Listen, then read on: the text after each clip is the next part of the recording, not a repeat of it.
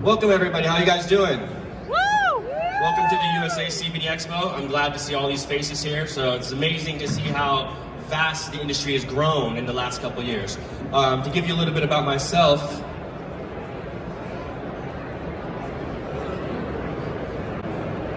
so I've been in this space since 2014. I'm from Northern California. I'm a cannabis grower. So I started the company about 2014, 2015 when my little sister was suffering from eczema. And she contacted me and she's like, hey, Mr. Weed Guy, can't CBD help me with my skin problems? I was like, yeah, let me see what I can do. So we formulated our first can of cream. It was all natural, all organic. It was very easy with a background in chemistry and physics to be able to design an all natural organic body balm that would work for her. In the since years, we've actually partnered with facilities to where we now manufacture for over 300 companies and manufacture over 180 plus products for companies, a lot of which you see here today. So what that really has done is brought us to expand on the regulation and compliance. So we currently work out of a 90,000 square foot facility, FDA approved, GMP compliant, has all of the regulations that you would need that aren't even really asked for in the space, but you need to be looking out for. My personal product lines, outside of the hundreds of products that we make for a lot of other companies, we have our can of cream, can of lotion, can of scrubs, and our can of cosmetics. I'm not actually here to talk to you about my products though. So what I really wanted to teach you guys about is, so CBD, backtrack. CBD, does it work? Yes, CBD works. We all know CBD works. That's why we're here. That's why there's this CBD Expo. The biggest issue is, how does it work? What is it actually doing? There's so much information out there. There's 10 times more misinformation. So it can be very difficult for you guys, the buyers, consumers, to actually figure out what it is you're utilizing CBD for or recommending to your family members. So the two main things that you really need to grasp from CBD: nutrient transportation and metabolism regulation. So all of the want, CBD does this, does that. No, what it really does is helps with nutrient transportation and metabolism. So if you think about it, every single physiological process that you have, whether it's sleeping, whether it's pain, whether it's eczema, whether it's diabetes, has to do with some sort of neurological issue, some sort of biological, physiological that nutrient transportation and metabolism can assist with. So we know that CBD has antioxidant properties, we know it helps with homeostasis and all that, but this is just a lot of stuff that companies are just reciting. We're all, hey, it helps with this, it helps with that. So how does this apply to you guys? So what it really means is, yeah, again, CBD's everywhere, CBD works. We're not here to debate that. These were kind of just filler slides for you guys so I can get into the real things that you need to know. Most of you guys here, can I get a show of hands who's a buyer, who owns their own CBD company? This is business to business, so I'm assuming all of you guys take a keen interest on CBD, whether you're starting your own product line or you're gonna carry some of these products in your shop. So if you're gonna be carrying some of these products, there's 5 things. So take your pictures now, because these are the 5 things you should be asking yourself when you look at any one of these companies out here. Fact number 1. You guys, CBD is an organic compound. It is photosensitive. It means it oxidizes. It can go rancid. If the light is shining on the CBD and you can see the oil is degrading. The takeaway, light damages CBD. So any company out here showing you a tincture, oh, look at my tincture, and the bottle's clear and you can see through it and you can see the amber yellow oil, the product is degrading. That's not a good thing. Avoid companies who are putting products in cheap, clear containers. Number 2, proper concentrations. That is the biggest issue in the CBD space. How much do I give? How much do I take? First off, anybody that stands here and says, you need this much, you need that much, they're full of crap, because nobody knows how much anybody needs. You can be bigger than me, smaller than me, you can be black, white.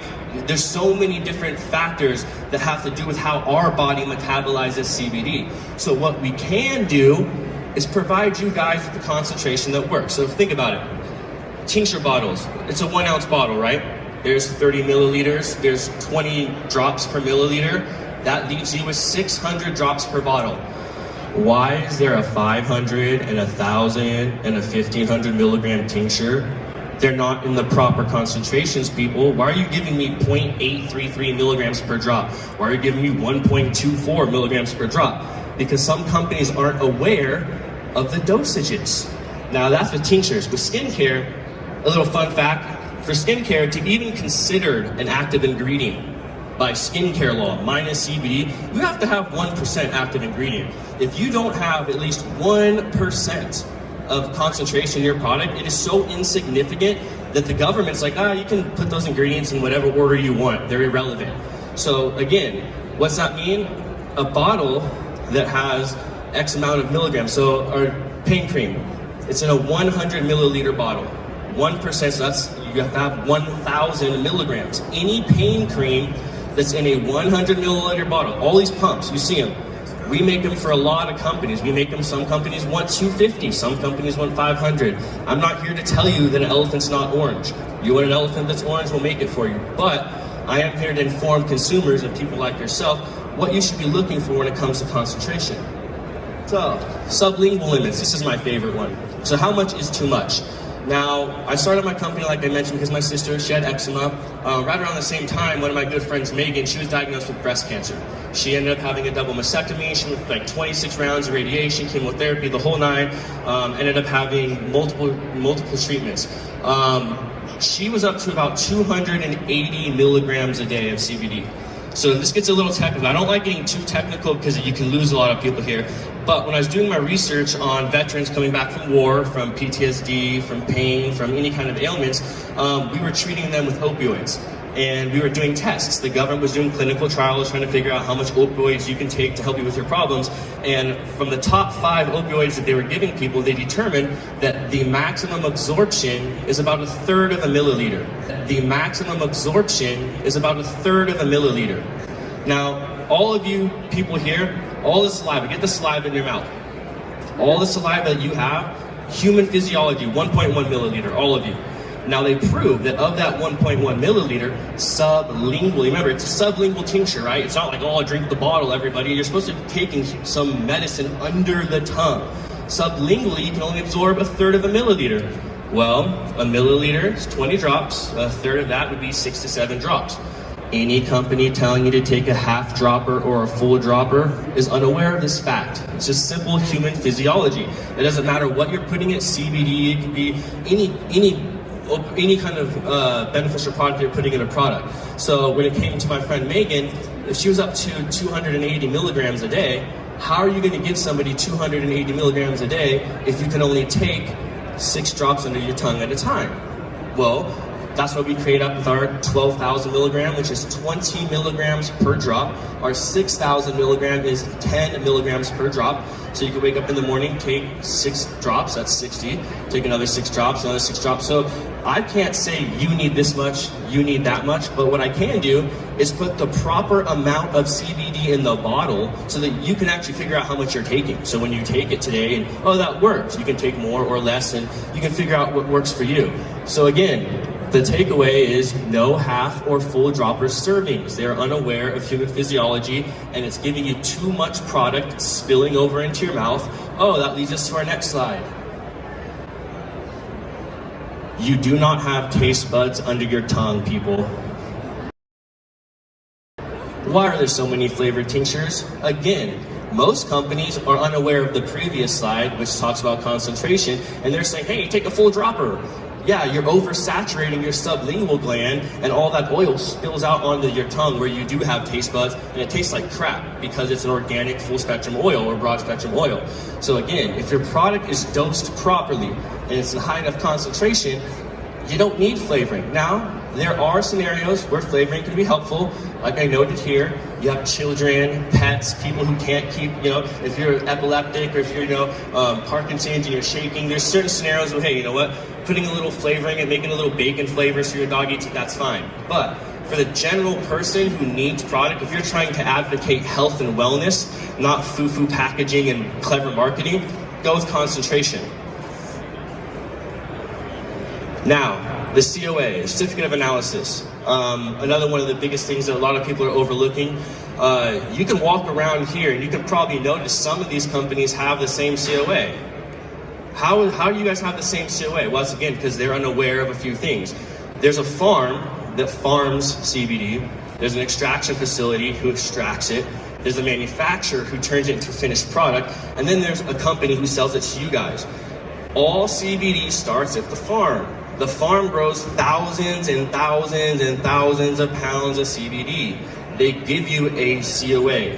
They send that same COA to thousands of people. So as a company, don't look for a company that's posting a COA that's not theirs.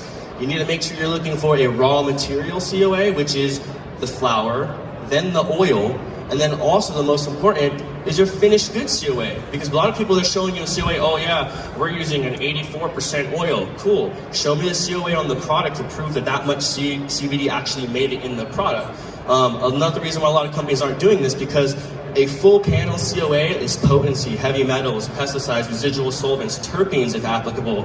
It's expensive. You're looking at almost $1,400, $1,500. If you're lucky, you can get maybe $500, $600 if you're buying hundreds of tests at a time.